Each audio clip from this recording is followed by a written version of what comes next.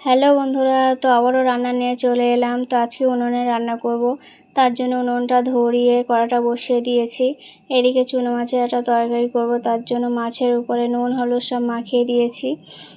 কড়াটা গরম হয়ে গেছে, সামান্য তেল দিয়েছি, তেলের উপরে মাছটা দিয়ে দিয়েছি। এদিকে আমার মাছ ভাজা হচ্ছে, আর এদিকে দেখো প্রচণ্ড বৃষ্টি হচ্ছে, আর এদিকে আমার মাছ ভাজা হচ্ছে। ফাইনালি আমার মাছ ভাজা হয়ে গেছে।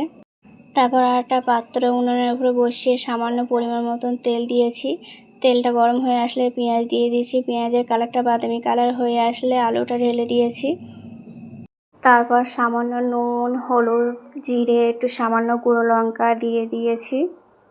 কে কে আমার মতো ছোট মাছ খেতে পছন্দ করে অবশ্যই কমেন্ট করে বলবে। তার সামান্য জল দিয়ে আবারও নেড়ে নিয়েছি। এদিকে এখনও বৃষ্টি হচ্ছে, আমার ভাতটাও সামান্য গরম হয়ে এসছে। তরকারিটা আবারও একটু নেড়ে নেওয়ার পর এদিকে আমার ভাতটা ফুটে গেছে। 1 বাটি মতো জল দিয়েছি। জল দেওয়ার পর মাছগুলো পরস্পর দিয়ে দিয়েছি।